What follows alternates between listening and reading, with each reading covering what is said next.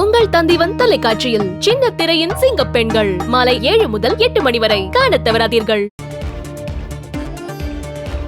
கேரள மாநிலம் வயநாட்டில் ஏற்பட்ட பயங்கர நிலச்சரிவில் சிக்கி பலியானோர் எண்ணிக்கை 160ஆக உயர்வு. மண்ணுக்குள் புதைந்த உடல்கள் அடுத்தடுத்து மீட்கப்பட்டு வருவதால் தொடரும் துயரம்.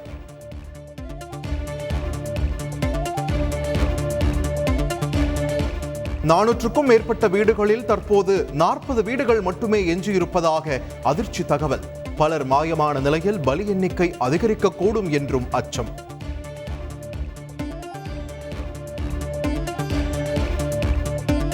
முண்டகை பகுதியை இணைக்கும் பாலம் முழுவதுமாக அடித்துச் செல்லப்பட்டதால் மீட்பு பணியில் சிக்கல். சூரல் மலையில் இருந்து முண்டகை பகுதிக்கு 85 அடி நீள தற்காலிக பாலம் அமைக்க ராணுவம் நடவடிக்கை.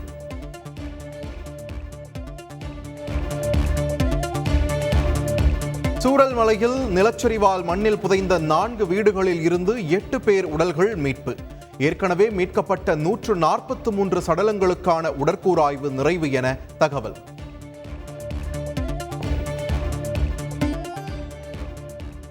நிலச்சரிவால் பாதிக்கப்பட்ட சூரல் மலையில் மீட்கப்படும் உடல்கள் மேப்பாடி மருத்துவமனைக்கு அனுப்பி வைப்பு. உடல்களை வைக்க பல்வேறு பகுதிகளில் இருந்தும் ஃப்ரீசர் பாக்ஸ்கள் வருகை.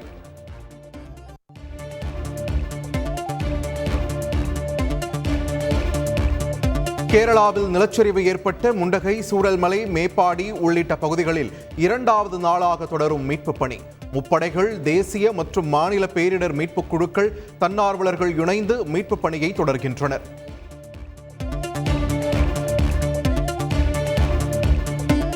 வயநாடு நிலச்சரிவின் போது சாலியாரில் இருந்து 38 கிலோமீட்டர் தூரம் அடித்துச் செல்லப்பட்ட உடல்கள்.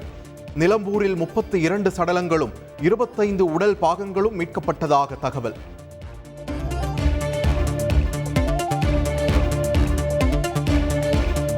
வயநாடு நிலச்சரிவில் சிக்கிய 481 பேர் உயிருடன் மீட்பு. 186 பேர் பல்வேறு மருத்துவமனைகளில் அனுமதி.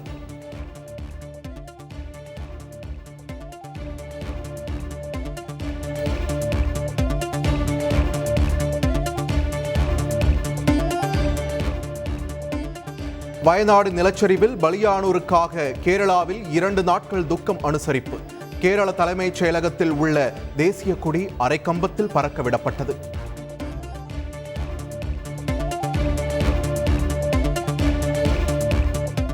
வயநாட்டில் நிலச்சரிவால் பாதிக்கப்பட்ட பகுதிகளை பிரதமர் நரேந்திர மோடி பார்வையிட உள்ளதாக தகவல்.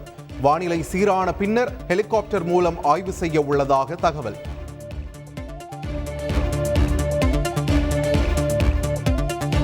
தமிழக IAS அதிகாரிகள் குழு வயநாட்டில் முகாம்.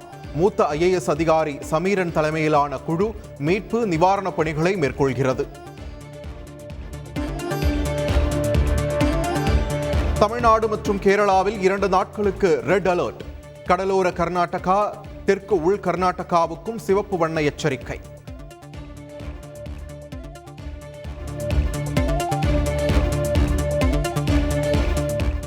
வீடு கட்டுவதற்காக உயர்த்தப்பட்ட வரைபட அனுமதி கட்டணத்தை திரும்பப் பெற வேண்டும். திமுக அரசுக்கு அதிமுக பொதுச் செயலாளர் எடப்பாடி பழனிசாமி வலியுறுத்தல்.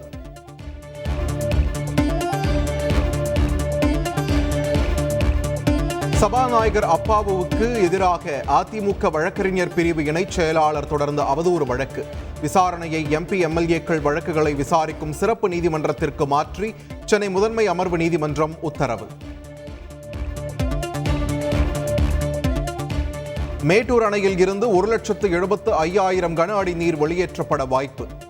காவிரி கரையோர பகுதிகளில் உள்ள 11 மாவட்டங்களுக்கு வெள்ள அபாய எச்சரிக்கை.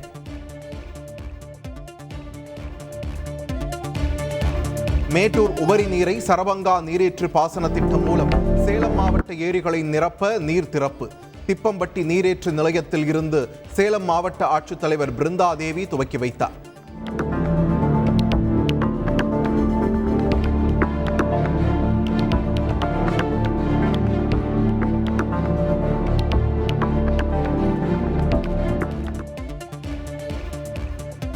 மேட்டூர் அணையில் இருந்து திறக்கப்பட்ட நீரால் காவிரியில் கரைபுரளும் வெள்ளம்.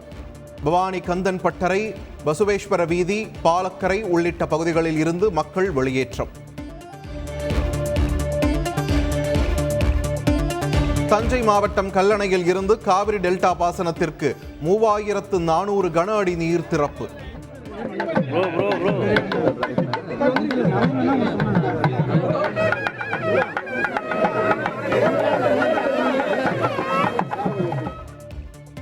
தஞ்சாவூர், திருவாரூர், நாகை, புதுக்கோட்டை, மயிலாடுதுறை, காரைக்கால் மாவட்டங்கள் பாசன வசதி பெறும்.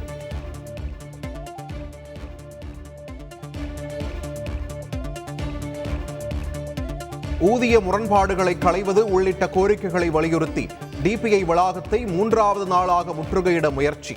இடைநிலை ஆசிரியர்களை கைது செய்து மாநகர பேருந்துகளில் அழைத்துச் சென்றது காவல்துறை.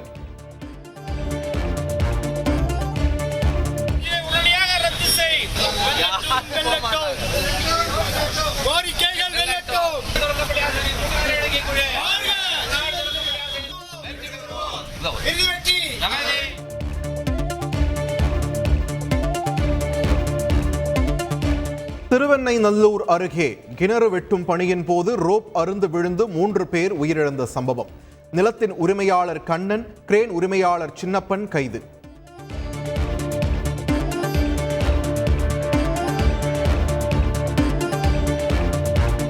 கோவை தொண்டாமுத்தூர் அருகே வீட்டின் கேட்டை திறந்து உள்ளே நுழைந்த காட்டு யானை. சுற்றுச்சுவரை இடித்து தள்ளிவிட்டு சென்ற காட்சிகள் வெளியாகி அதிர்ச்சி.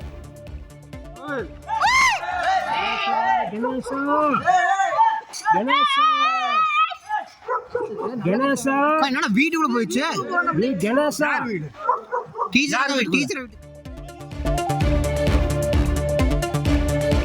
டிஎன்பிஎல் தொடரில் 2வது அணியாக இறுதிப் போட்டிக்கு முன்னேறப் போவது யார்?